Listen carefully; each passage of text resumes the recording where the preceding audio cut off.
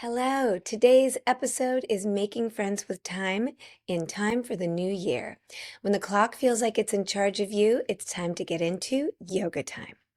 In this episode, we will take a look at your relationship with time and explore some fresh ways of experiencing time that will make it feel like you have more of it and that you can appreciate and enjoy more fully what you already have.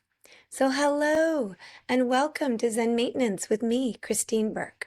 This is a podcast about self-care and self-discovery for every age and every stage of life.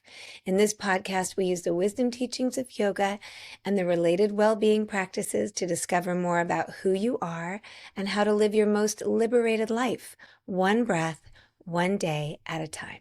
So thank you for showing up today in curiosity, in the spirit of living your most interesting, creative, authentic life and opening to more joy, more healing, more living. Today's episode, Making Friends with Time in Time for the New Year.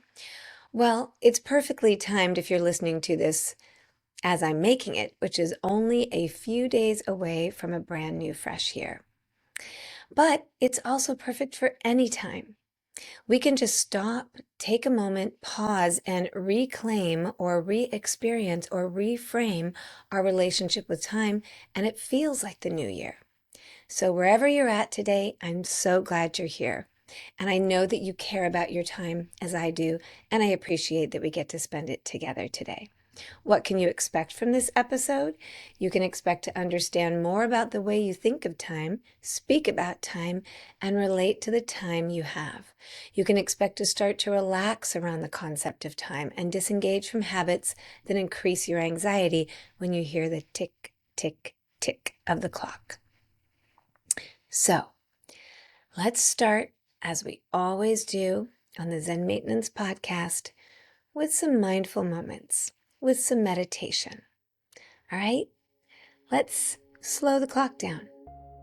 If you're able to, you'll get comfy, cozy, relaxed, be in a still position, in a seat, or even lying down. If you're not able to do that, you're listening on the go, in the car, while you're doing things, standing in line, no problem. Just get as comfortable as you can where you are. Stay alert if you need to, relaxed in the best way that you know how. If you can, you'll close your eyes.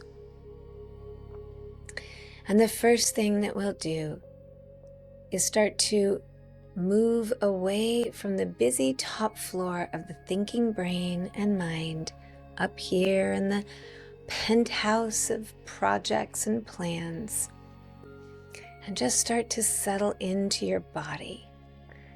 Right? If your body was a tall building and you spent most of it up in the upper part, up in the prefrontal cortex, up in the place where we create and invent and schedule and organize, we might forget that there's a whole other system, a whole other body of life that exists below. So think of your uppermost part of this building, your body, your brain, as where we keep the clocks, like a big clock tower.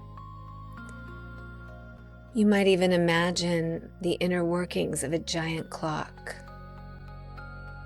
And that's your mind, always connected to the tick, tick, tick. But now, in this moment, we're just going to take that elevator down a little bit. We're going to move out of the clock tower and down into the heart, the body and soul. One of the best ways for us to do that is to come to what is most present in us always, which is the breath.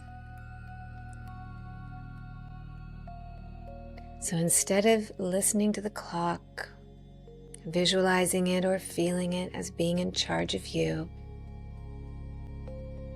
listen to your breath.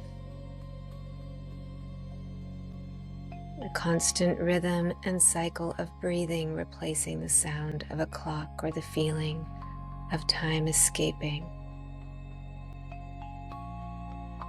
Listen to even your heartbeat Let that soft yet powerful steady thump remind you of your aliveness, your eternalness even.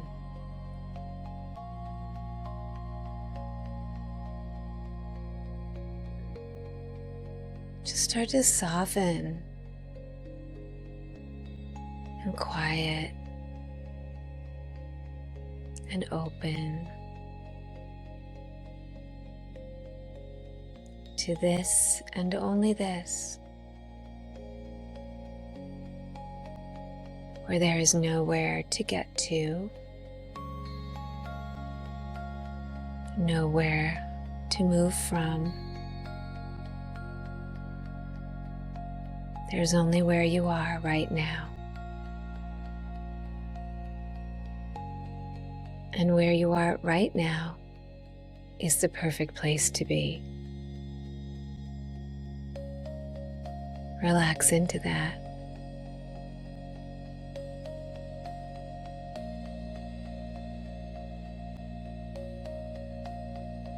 Relax into your breath.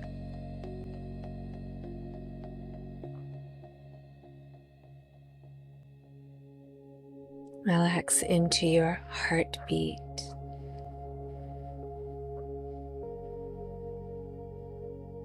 Relax into your life.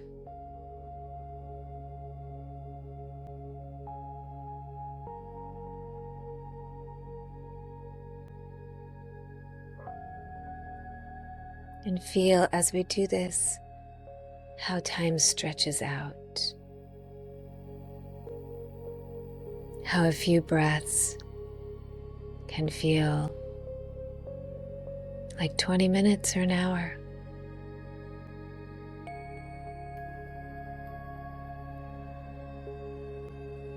Or like no time at all. Just feel how time changes, becomes perhaps more fluid or flexible. Maybe it feels less linear, less structured.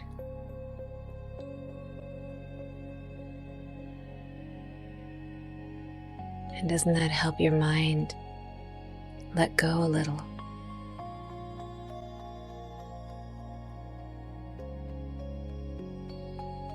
Slow down a little.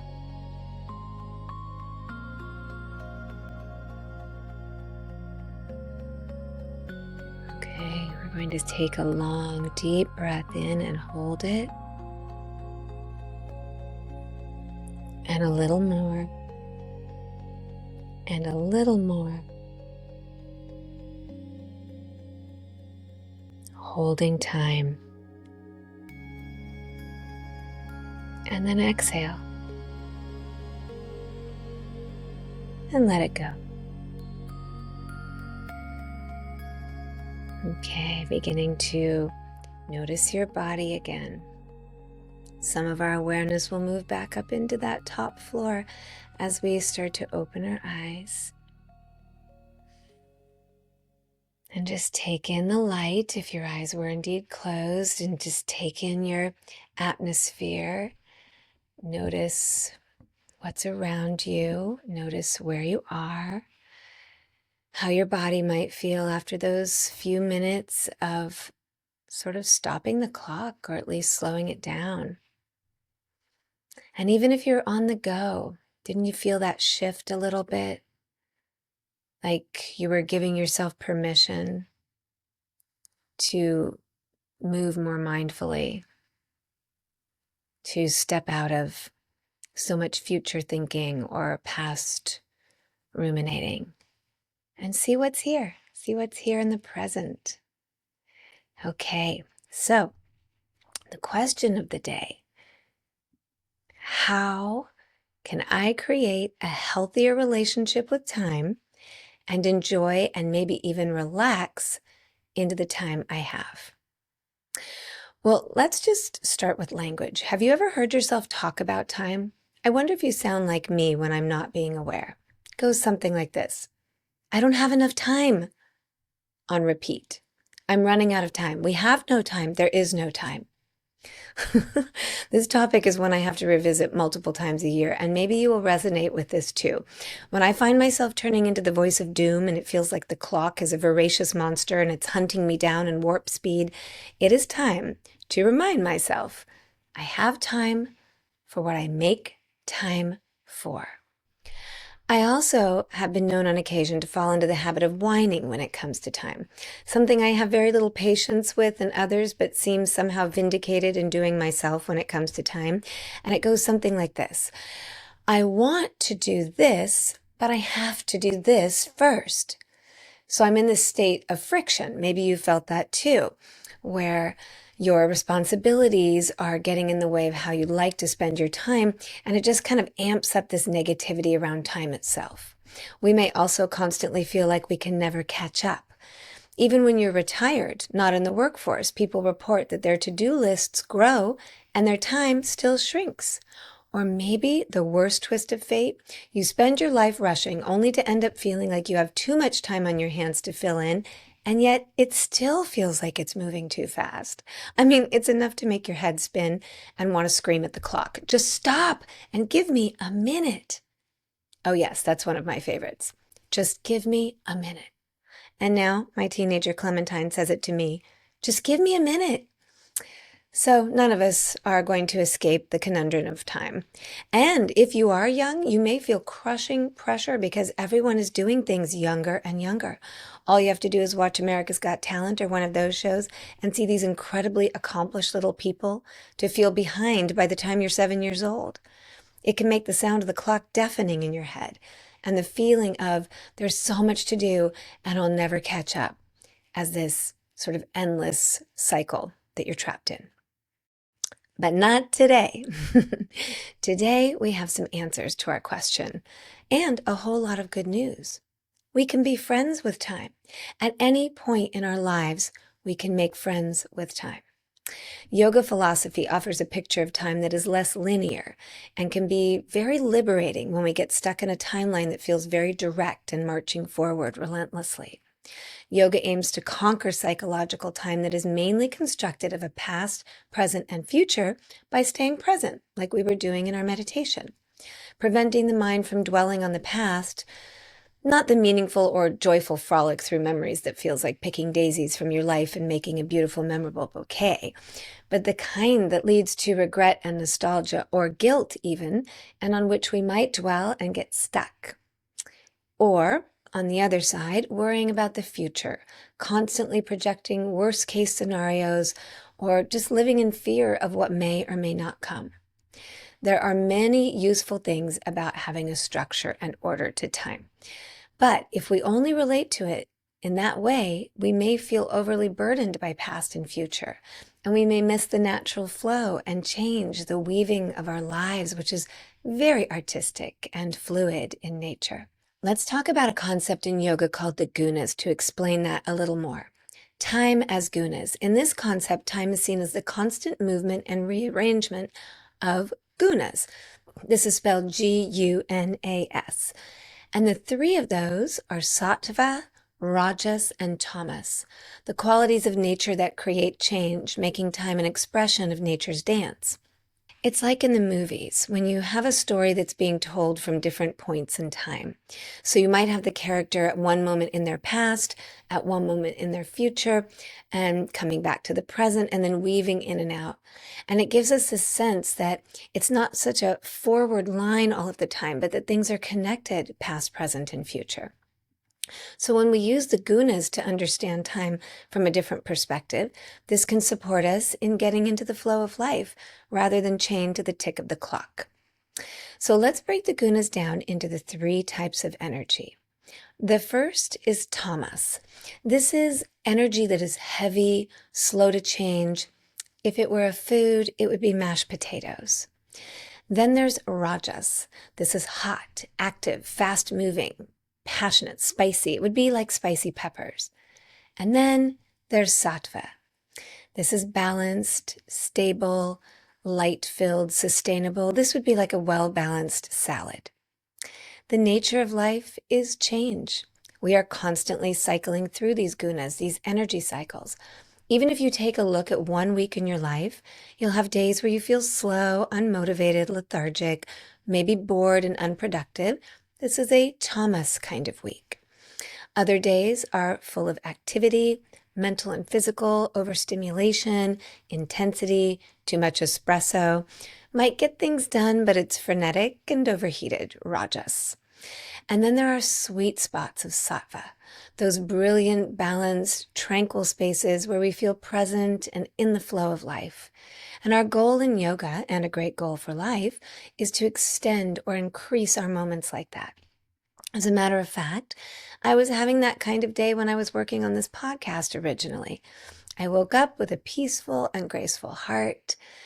I had a cozy before school morning with Clementine where we did our morning activities of time with pets and games for the brain, opening advent calendars, a delicious breakfast, feeling grateful. We got to school on time, there was no drama, and I found myself visiting a coffee shop I hadn't been to in forever. I got a delicious latte, came home, and despite the house needing major tidying, I felt grounded and calm enough to choose doing some writing work first. It was just a day where I was flowing with life. I was following the muse of my energy. I wasn't chained to the clock. I was letting myself make spontaneous choices that felt connected to mind, body, and soul. Now, this could have changed midway through the day, or even a moment can shift it, especially due to outside forces that can intervene. And this is not every day. Though honestly, at this point, after a lot of practice and elbow grease, it is more days than not for me. But my personality go-to is often more rajas, too much fire, too many thoughts, overwhelm, many directions at once, starting and not finishing, too many things, which can lead to tamas, exhaustion, and burnout. So think about that for yourself for a moment. Do you feel like you tend toward one or the other? Do you feel like you dance between them? Are you more of a spicy burnout person, or kind of a slow tortoise style person who gets maybe little fits and starts of energy but can't quite get where you want to be, can't quite get the things done? Are you more mashed potatoes or spicy peppers? Or maybe you've created a life where you have more sattva, more balance, more harmony, more light, a well-balanced, bright, fresh salad of a person. Well, wherever you land, our culture definitely has a preoccupation with the fire, with rajas. Make it happen, be productive, go more, do it faster, better, you're not enough, it's never enough. And it's addictive, it's like a stimulant. Too much of that energy is high anxiety and restlessness, difficulty sleeping, can't quite complete things but start a lot of things. It's not sustainable, and it leads to burnout, fatigue, and depleted life force, which can cause mental and physical ailments.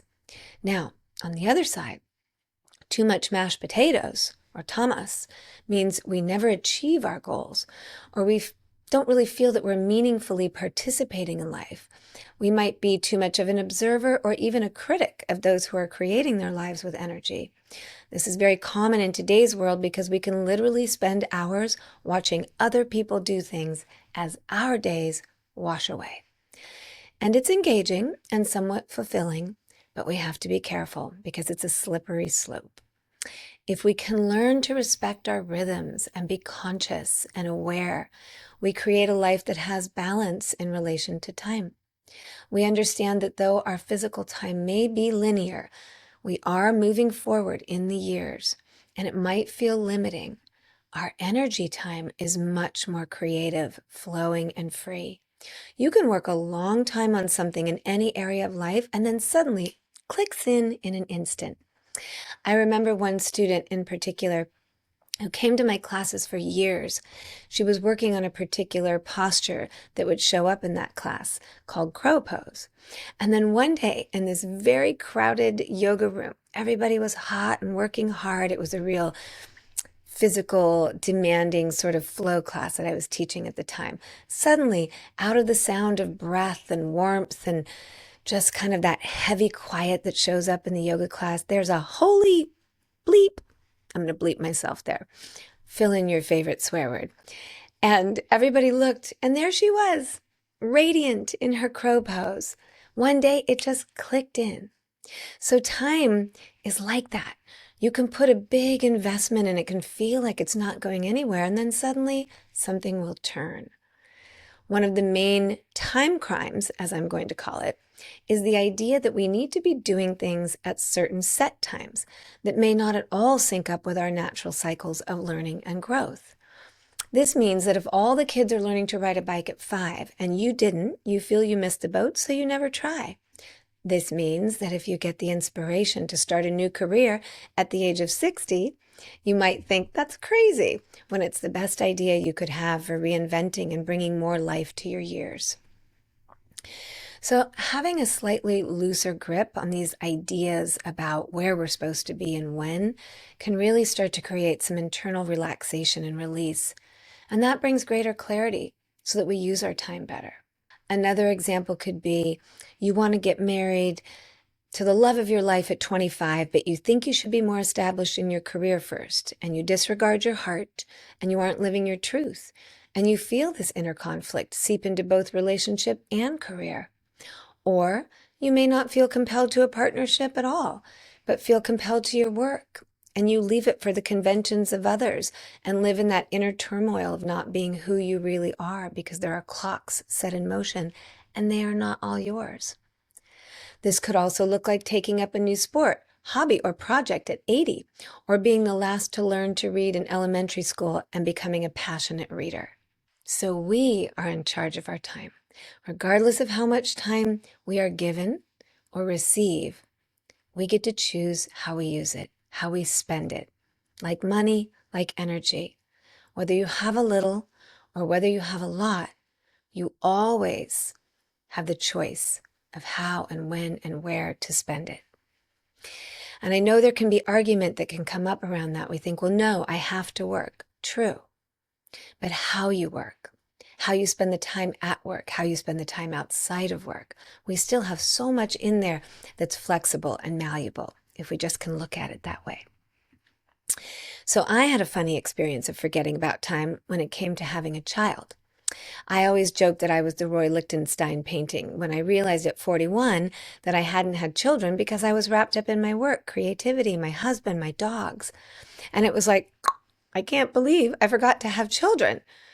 Now, fortunately for me, I was blessed with a child after 1 miscarriage and 2 years, and honestly, despite some intense moments and the heartbreak of a loss, she is so clearly the child that was meant for us and us for her. And that was my flow. And that meant being an older parent, which turns out suits me very well in many ways. So, don't misunderstand. I do love a schedule. I do love plans. And the lists and the plans that we make are sacred and useful. But if we are feeling constant time pressure, we need a reframe and we need to reset our inner clocks to our time, not the world's time. And this is where learning to trust and flow with the gunas and noticing if we are spending too much time in rajas, speedy stress land, or tamas, can't get off the couch and out of PJs land, can come in handy. And our practices of mindfulness and breath help so much. Wouldn't it be wonderful to wake up and feel the gift of time, that the day is a present to unwrap rather than something that is slipping away and we are constantly trying to grab it and own it or just stop it. Instead, stop yourself, right? Stop yourself. Because it doesn't know how to stop, but you do. I once created a bumper sticker that I was going to sell in the boutique of my yoga studio, Liberation Yoga. And it said, if you feel like you don't have enough time for yoga, practice yoga and you will feel like you have more time. We can also say that for anything. If you feel like you don't have enough time to learn to play tennis, start playing tennis and you will feel like you have more time. When we engage in the things that bring us happiness, it's one way to become friends with time. But you have to be willing to start, to break out of the mashed potatoes, to break out of other people's ideas of what you should be doing and when. Likewise, if you're running around like a crazy chicken pecking at a million things and completing nothing, stop. get still, cool down, reset.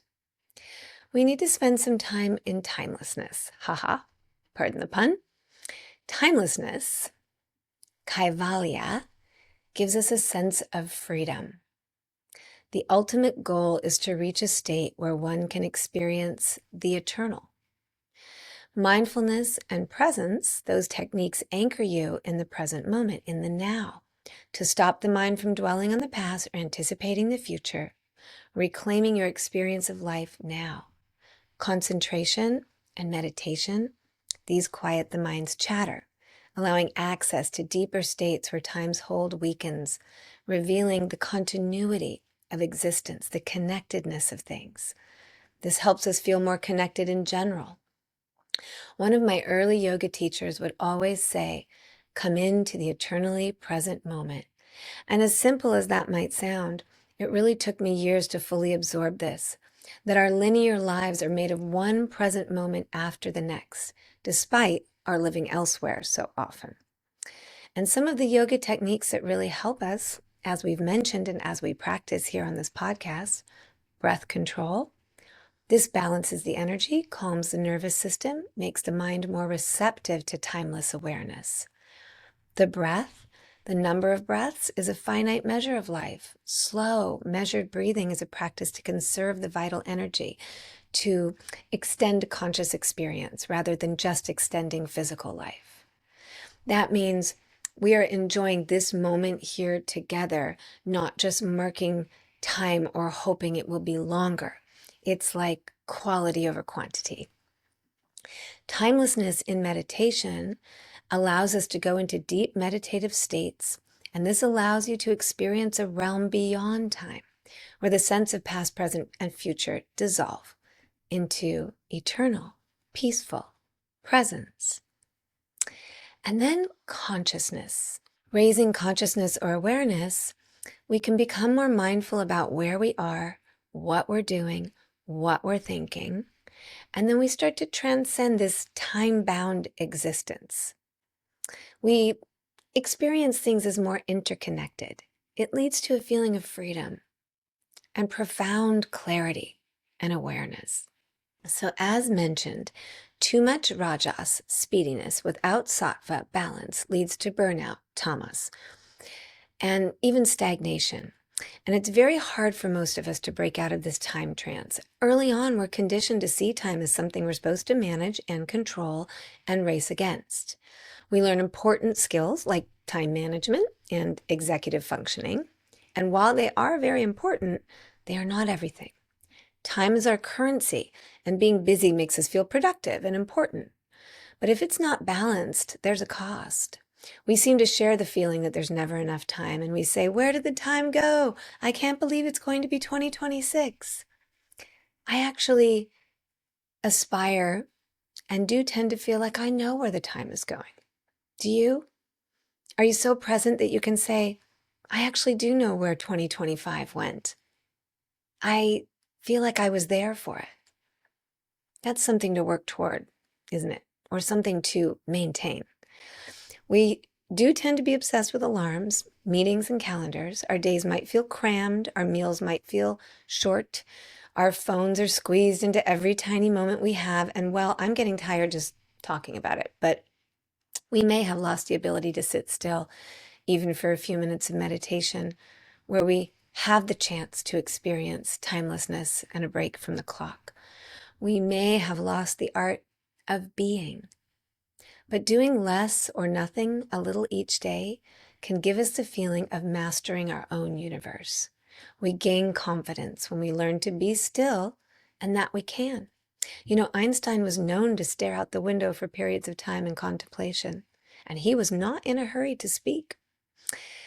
Cloud gazing, walks, unstructured time help us get present.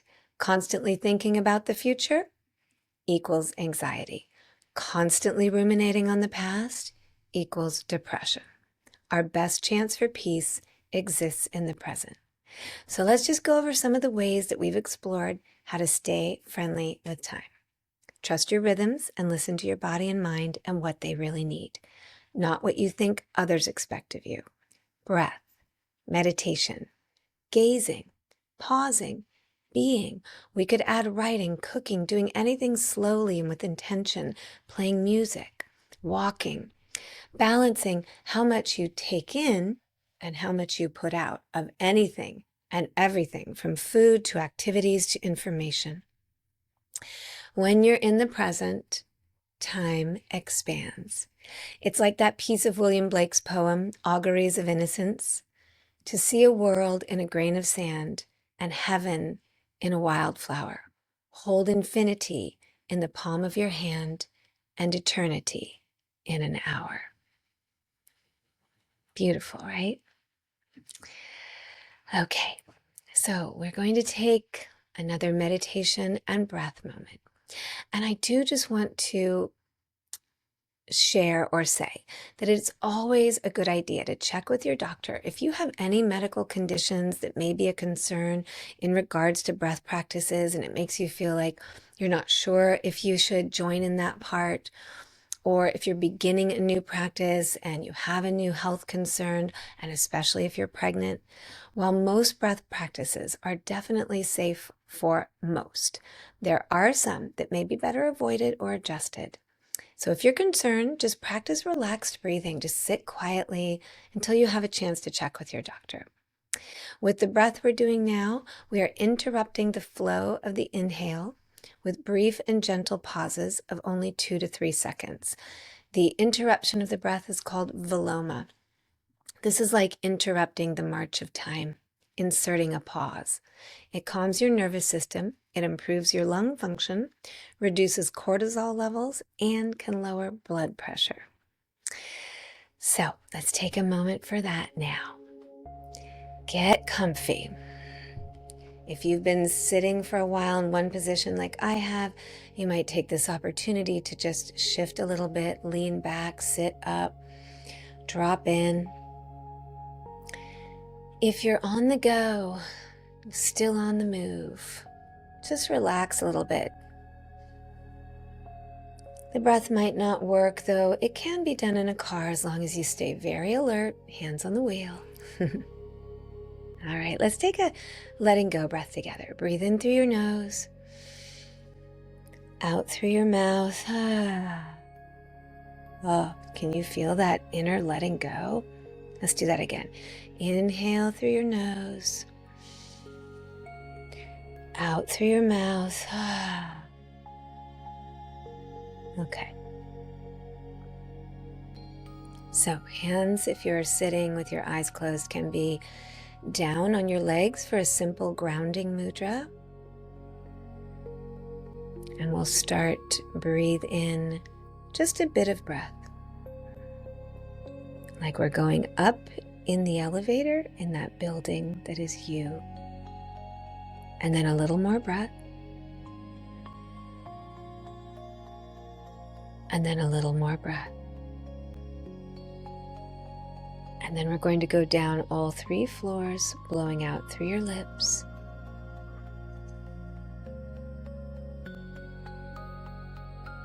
Releasing that grip of time. Inhaling 1. Inhaling 2.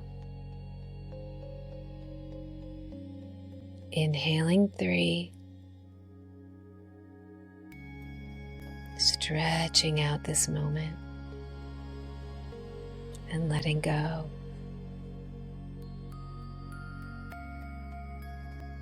Inhaling 1.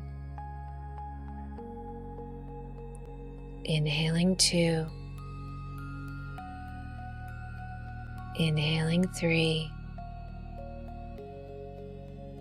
Eternity in an hour. Hold the moment.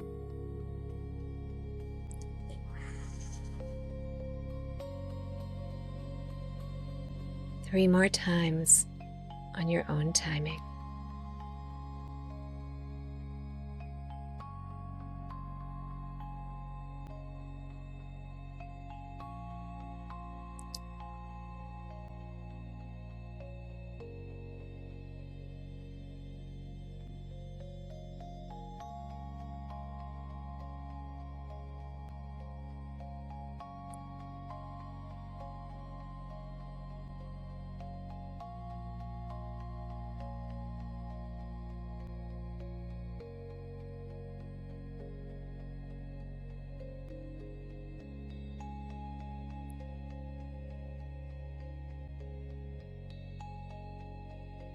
You've completed your third exhale. We're going to finish with one in the opposite direction. Now, like we're going up all 3 floors or all 3 flights, inhale 1 full breath. Through your nose, exhale a little bit more, and the rest. And now 1 cleansing inhale, and through your mouth, 1 letting go exhale.